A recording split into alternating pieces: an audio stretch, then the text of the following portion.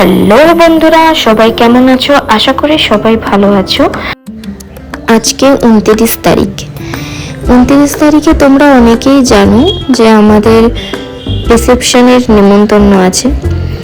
যারা আমার ভিডিওগুলো দেখো তারা আগেই দেখেছো, আমি বলেছিলাম একটা ভিডিওতে যে আমাদের নিমন্ত্রণ আছে। তো দেখো আমরা রেডি হয়ে গেছি। আমি রেডি হয়ে যাওয়ার পরে ও চলে এসেছে, ও রেডি হয়ে যাচ্ছে। এবারে আমরা বিয়ে বাড়িতে চলে যাব। তো একদম কাছের যে বিয়ে বাড়িটা, মানে আমাদের বাড়ি থেকে বেরিয়ে অল্প একটু, যেখানে ওরা আয়োজনটা করেছিল একটা মাঠে, তো আমাদের বাড়ির পাশের মাঠটায় আর কি। তো ওইখানে আগে যাব। দেখো খুব সুন্দর ডেকোরেশন করেছে এখানে, আমার বেশ ভালো লেগেছে ডেকোরেশনগুলো। তো ওখানে গিয়ে ভাবলাম একটু টিফিন করে তারপরে আর একটা বিয়ে বাড়িতে যাব। কিন্তু এখানে গিয়ে দেখছি প্রচুর ভিড় বন্ধুরা। গিফট দিতে গিয়ে একটু দাঁড়াতে হলো, কারণ ওখানে তখন বউয়ের ফটোশ্যুট চলছিল। তো ফটোশ্যুটের মধ্যে তো আর আমরা ঢুকতে পারি না, তো এই জন্য একটু দাঁড়িয়ে বউয়ের কাছে একটু পরে গেলাম। গিয়ে ওখানেও একটু সময় গেল। এখন গিয়ে গিফটটা দিয়ে তারপরে আমরা একটু টিফিন টাফিন করে নেব। তো দেখো সবাই দাঁড়িয়েছিল গিফট দেওয়ার জন্য, ফটোশ্যুটের জন্য দিতে পারছিল না। তো আমি গিফট দিয়ে তো কোথা দিয়ে নামবো ভেবে পাচ্ছি না, একজনের পর একজন এসে ওনার গিফট দিয়ে যাচ্ছে। তো যাই হোক কোনো রকম নেবে একটু পকোড়া স্টলের দিকে গেলাম। তো ওখানে আমরা একটু পকোড়া খেয়ে নিলাম। পকোড়া খেয়ে তারপরে ওখানে আর একটা বিয়ে বাড়িতে যাব। ওখানে না, ওখান থেকে অনেকটাই দূর এই বিয়ে বাড়িটা। তো এখানে অনেক রকমের টিফিনের ব্যবস্থা করেছিল, কফি করেছিল, মোমো করেছিল, তারপরে ফুচকা করেছিল। তো আমরা সব কিছু খাইনি, একটু মোমো আর চিকেন পকোড়া খেয়ে আমরা বেরিয়ে গেলাম আর একটা বিয়ে বাড়িতে। তো এখানে দেখো আমরা চলেও এসেছি। এই বিয়ে বাড়িটার ডেকোরেশন খুব সুন্দর করেছিল। এটা একটা ভবন, আর ওখানে তো নিজেরা আর কি প্যান্ডেল করে আয়োজন করেছিল।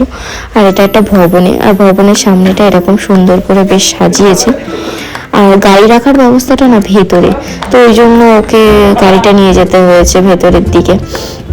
ওখানে গিয়ে ওর একজন চেনা জানার সাথে দেখা হয়ে গেল, ওনার সাথে কথা বলছিল। কথা বলার পর কথা বলতে বলতে ও খালি হাতেই চলে আসছিল বিয়ে বাড়িতে। তারপরে আবার গেল গিফট নিতে। আমি বললাম গিফটটা কোথায়, তো ভুলে গেছিল। আবার এই গিফট নিয়ে দেখো গেলাম। এখানেও সেই সেম কেস, প্রচুর ভিড়।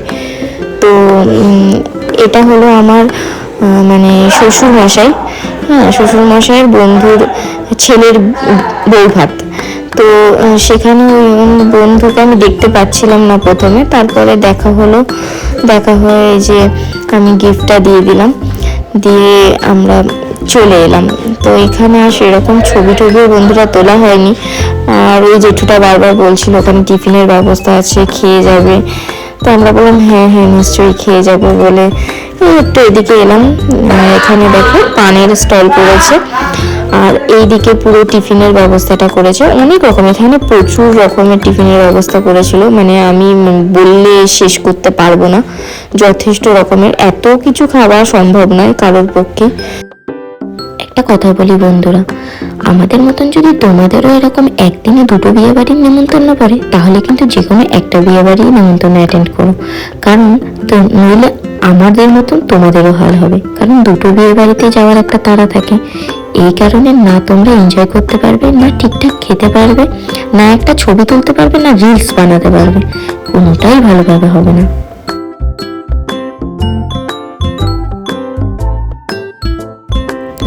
এখান থেকে আমরা একটু টিফিন করে নিলাম। এখান থেকে আমরা একটু চিকেন রোস্ট আর চিংড়ি মাছের পকোড়া আর একটু পনির স্টিক মতন করেছিল, ওটা আমরা নিয়ে নিলাম। তো পনিরটা আমি খেলাম আর বাকি দুটো খেয়ে নিলাম।